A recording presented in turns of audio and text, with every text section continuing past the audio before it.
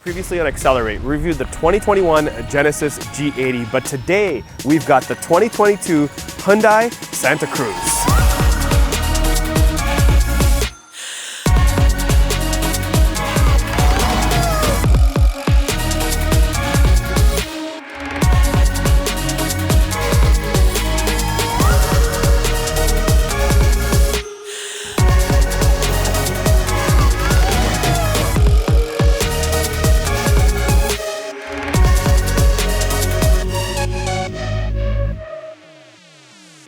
So what is the deal with the Santa Cruz? Well, Hyundai says this is a sport adventure vehicle, not a truck.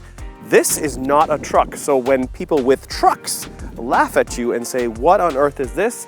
You can say El Camino, El Rancho. You can even say Fiat Toro or Fiat Strada. You see, the Fiat Strada is the Ram 700 in other markets, and the Fiat Toro is the Ram 1000. You see, you have the Ram 1500 here, but that's super popular vehicles in other countries, just not here in North America. So Hyundai's taken a bit of a risk here, but I really like this thing. And I'm gonna tell you why.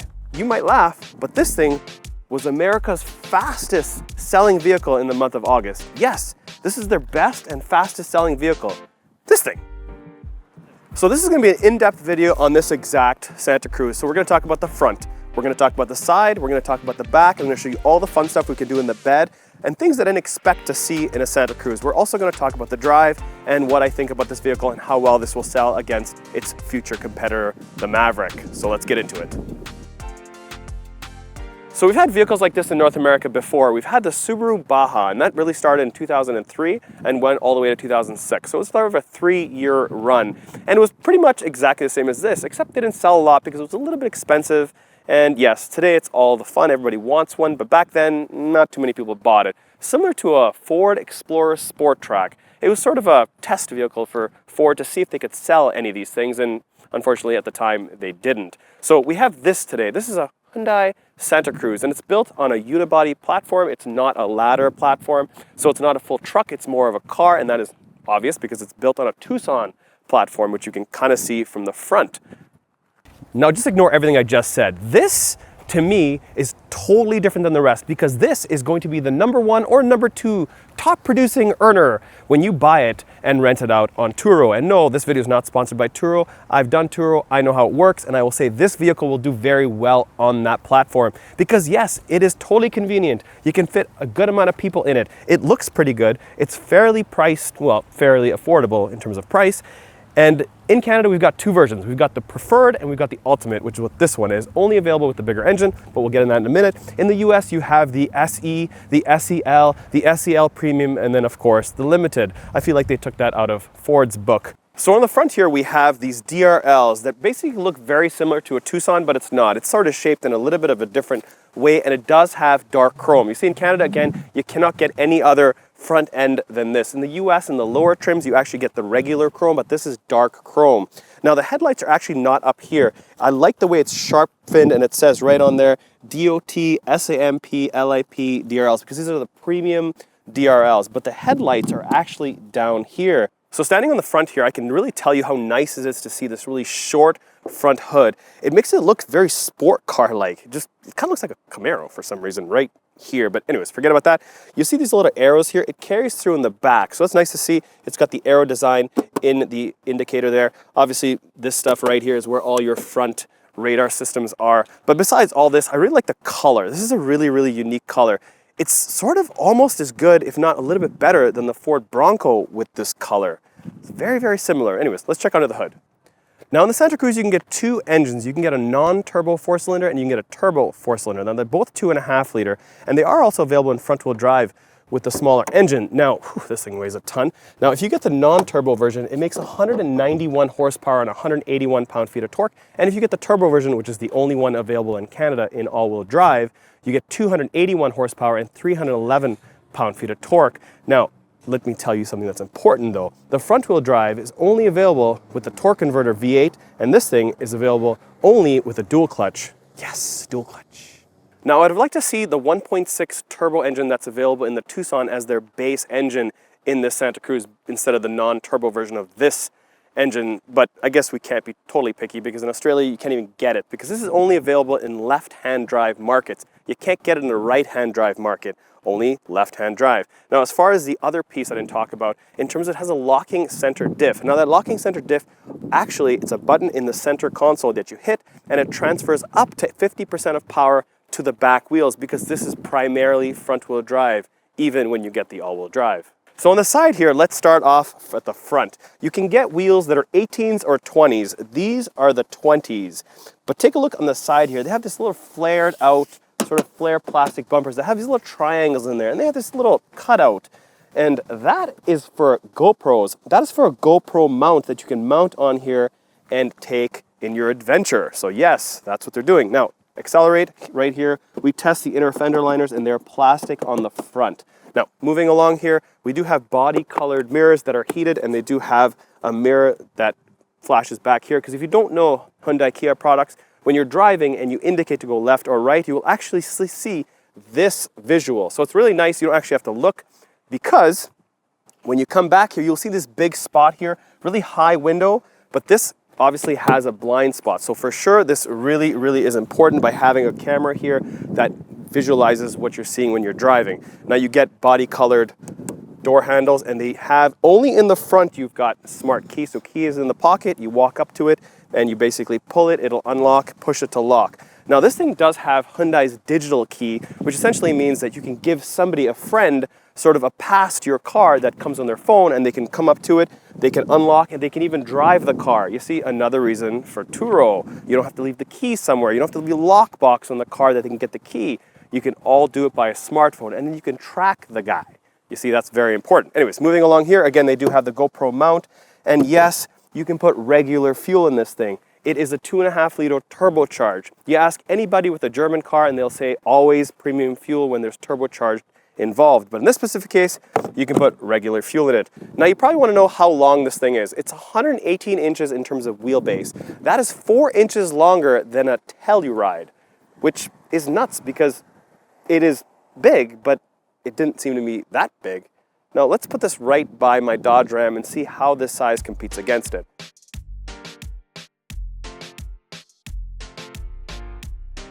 Welcome back. You'd like to know this does have independent rear suspension, which means the people in the back are more comfortable. And we'll get in the back seats to see how much space they have because you have roof rails that are from an Audi Q5. I can tell because they are nice and solid and they look pretty much exactly the same. What else can I tell you? Well, I can tell you that this does have carpeted rear inner fender liners and not plastic like the front, so it's quieter in the back. Strange because nobody sits in the back. This is the back. And this is 4 feet in length, and it does have something called stabilization in the back. So no matter how much weight I put in the back, and by no matter, I mean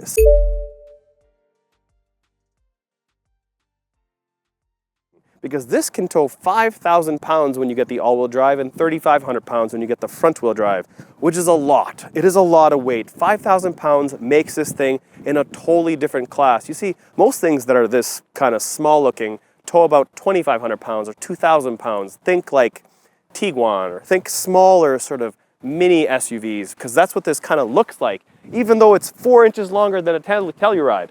Now, the most important part of the Santa Cruz is the back. Now, let's start with the taillights. The taillights have the same sort of arrow design as the front, but check out the stamped Santa Cruz in the lower tailgate, because that is pretty cool. I like the way it just makes it look quality-like and not just some silly badge that says Santa Cruz. I like that they've made the effort to put Santa Cruz in this font in the back. Now, underneath the bumper, as I mentioned, it does have the step-in, it does have the self-leveling suspension, but here goes all the triangles. Just like the side flares, it does have the triangles with the little Santa Cruz right here. Now, it does have a spare tire underneath, which is what this little thing that pops out that is for. It does have obviously all LEDs.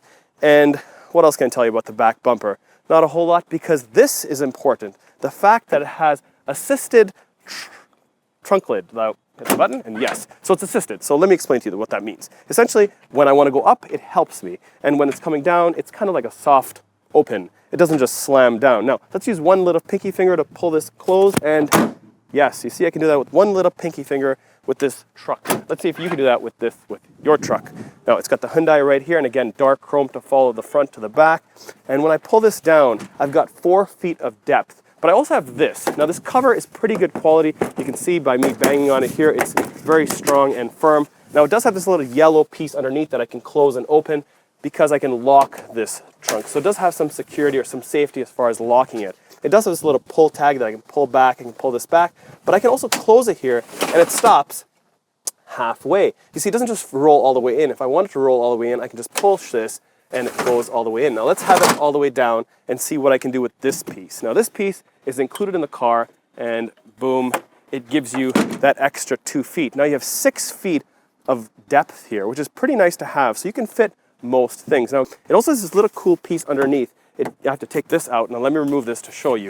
I go like this and I do something funky and I pull this right out. Yes, so when you remove this, this comes off.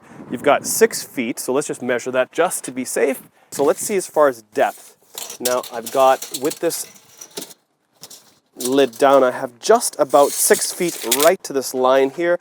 And as far as width goes, it looks to be about 4 feet. Yes, it is 49 inches, so 4 feet. Now, if you do want to bring plywood or a 4x8 sheet, you can actually have them right above here. You see, it's actually designed that you can slide it and you have a cavity right in between. I don't know if you guys can see that or not, but on both sides, it's flat, so you can actually have it stacked a little bit higher, which is nice to have. Now, there are compartments other than this special compartment, which I'll talk about in a minute. There's a compartment on this side, and there's a compartment on that side.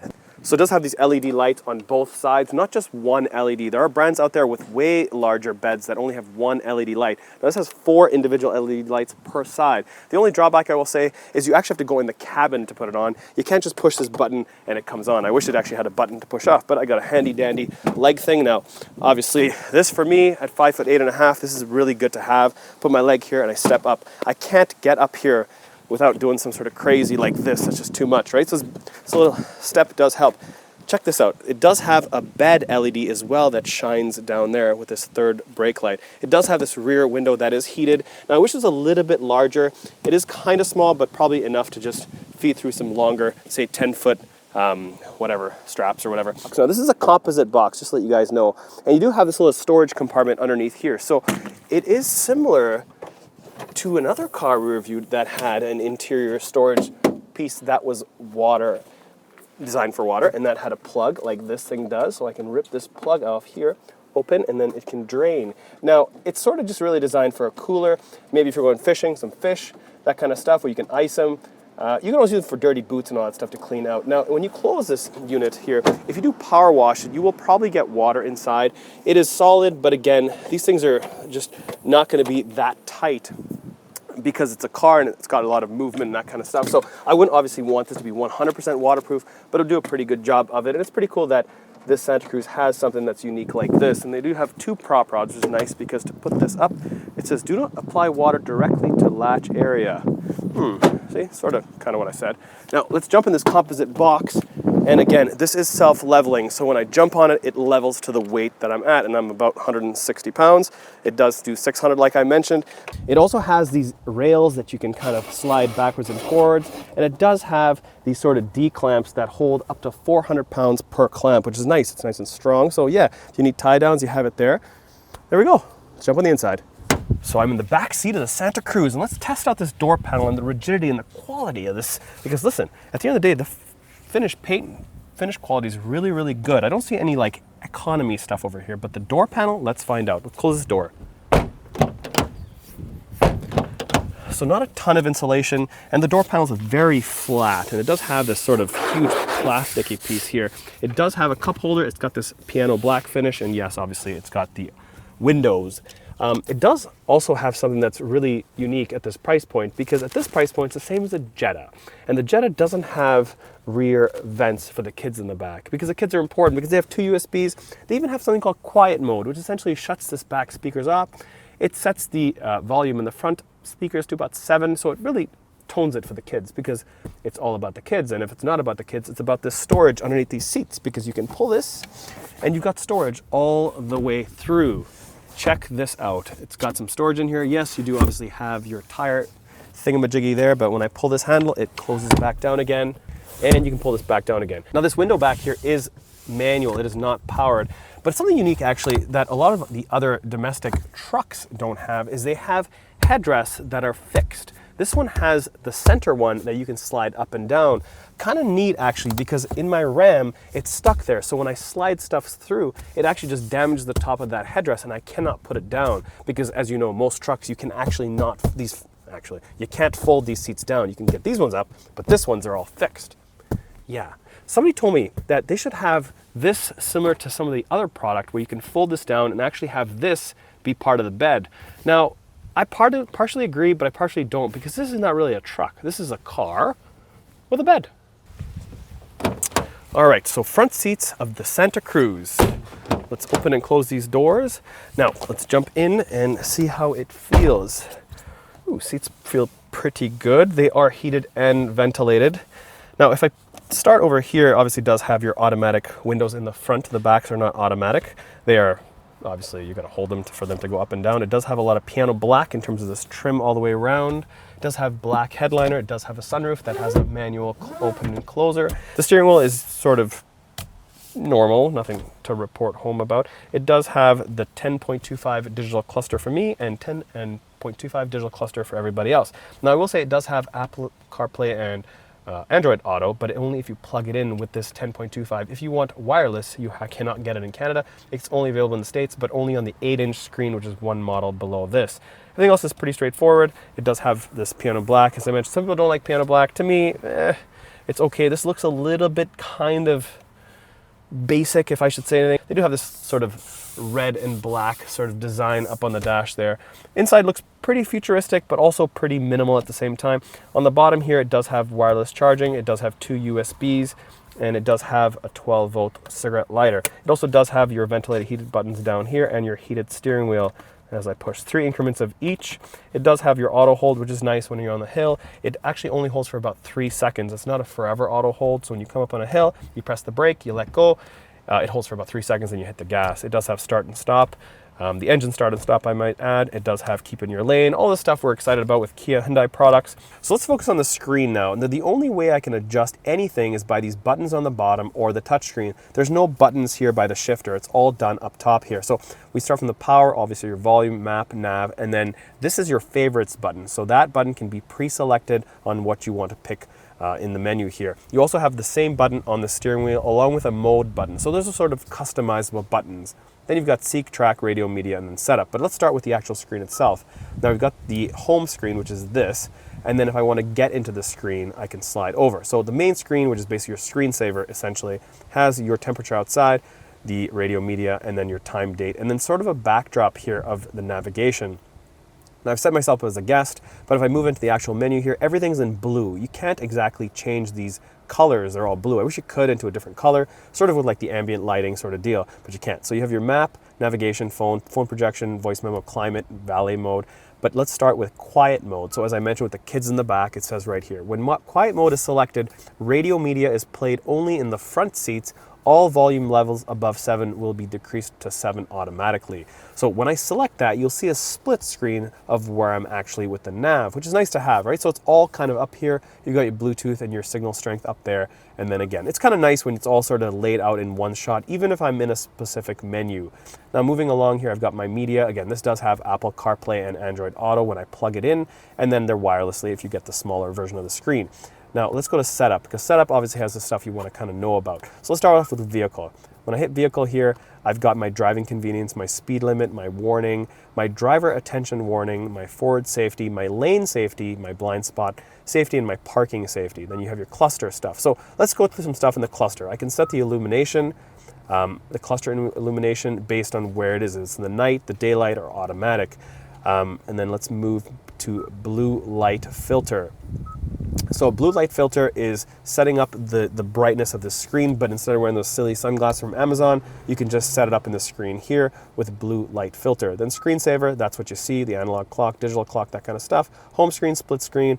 Anyways, let's get out of this thing because I want to show you something that's pretty cool, and that is select theme. I can have different themes with this thing. I have Classic A, Classic B, Classic C. So right now it's in Classic B, but let's go to something that's Cube and check this out. It is in Cube mode right now instead of the Classic. So start at Classic A, that's it. Classic B is sort of a little bit more Ford race type stuff. Classic C is your typical one, and Cube is what I like because it's so out there. Next up is service interval, fuel economy, and then content selection. It also has something called welcome sound, which is pretty cool. When I shut off the car and get back in, it gives me a welcome sound. So going back here now, you've got your climate, where you can set your recirculate the air, the automatic ventilation, your defog, ventilated seats, that kind of stuff. So let's talk about the features of the ventilated seats. So steering wheel warmer and seat warmer activate automatically. That's kind of nice. All right, let's get back there. And you can search for stuff, which is interesting. Lights. Do we have ambient lighting? Yes, we do. We've got different colors. So let's hit it. How many ambient light colors do we have? Let's get all the way to the bottom. I've got a ton because I have custom colors and I can set custom colors. So nice. This does have ambient lighting. Anyways, at the end of the day, it has most of the stuff that the Kia Hyundai products do have. Blue Link, that kind of stuff, media. And then if we go to radio, this is what satellite radio looks like. It's got this typical Kia Hyundai sort of layout. Where's my volume button? Right on the steering wheel. Turn it down or hitting this button. I wish it actually does have rotary hard knobs, but it doesn't. It's all digital. So you basically want to use your steering wheel for that, because that's probably what I'd be doing. Not hitting these buttons because it goes teet, teet, teet, teet, teet, teet, teet, teet, teet, and that can get rather irritating. Nonetheless, underneath that, you have your HVAC controls that are similar to the way the radio is laid out. You've got your ups and downs and your auto, and then all the other buttons here. So it's all digital. There's no hard knobs. If you like digital, then hey, this is for you. If you like rotary buttons, well, you know, got it, except for the steering wheel. All right, so this is the driver display now, and I have it in the cube setting because I really like the way this looks, but I have different modes in it. So let's go through the first one. That is basically your lane assist and your adaptive cruise control. Next up is some more car stuff, so I can toggle through this. Basically your trip computers and then your digital speedometer. Also another one, so you have 2 digital speedometers, and then you slide down to more info about the car. Then next up is your navigation, and then next up is your tire pressure display and how much power is being sent to the front or back wheels. That is pretty cool, and that is probably where I would leave it because I got the data on my left and my right. Everything else is pretty straightforward. On the left I have my range, my gas tank and how much fuel I have left, and then on the right side I have my temperature and the odometer. That's it for the interior. Let's take this thing for a drive.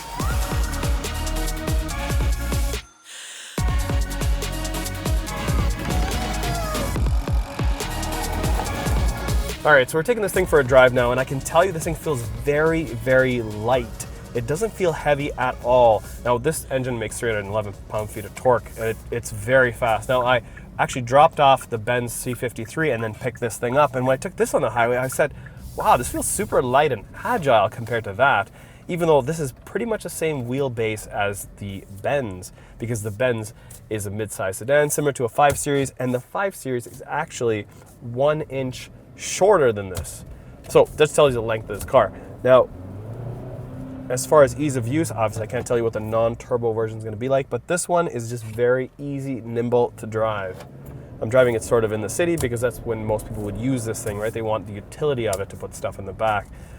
And as far as steering and suspension, I would say the steering is pretty good. Now this does have sort of car-like tires. I wouldn't say this has much off-road usability. It does have 8.5 inches of ground clearance, but it's definitely built for the city. It's not built for the off-road or any means by that, or major trucking or any of that stuff. It's definitely an SUV of sorts. Well, sport adventure vehicle, as they like to call it. Visibility, as I mentioned, just that blind spot. Everything else is pretty straightforward, pretty easy to drive. My height positioning where I'm sitting here is definitely like an SUV. It's not like a car. I'm definitely sitting a lot higher than I would be in a Kia Stinger. This is definitely like a Tucson. I'm sitting higher like an SUV, and everything else inside is pretty straightforward. So let's talk about its 2 competitors, potentially. The Honda Ridgeline. Now the Ridgeline does sit a little bit higher, and it's definitely a little bit bigger, and it's not as nimble as this. Now the Maverick does hold more weight in the bed, but again, it's for a different buyer. I don't think the person that's gonna buy this is gonna be the same person that's gonna buy the Maverick, even though they're supposed to be competing against each other. This is just a lot more like futuristic looking, whereas the Maverick looks more like a truck, right? It has a more that truck look. I think both are probably designed for probably either sort of older people or younger people. I don't think the people in the middle will buy them, unless, of course, they live in the city, and this is just sort of a city, fits in the right spot. Maybe a small contractor, maybe would buy something like this. They're very popular, as I mentioned, other parts of the world other than North America for something like this. With the sales of the Fiat Toro, they're doing very, very well. If you look at the statistics in Brazil, the Fiat Toro is like super popular. It actually outsells the Corolla and the Civic, which is nuts. anyways, that's it for my review on this thing. I think I probably talked enough to tell you what it's like. It's gonna makes enough power. I mean, you can sort of feel what 311 pound-feet of torque will do for you in something this light. Yeah, usability. Catch you next time.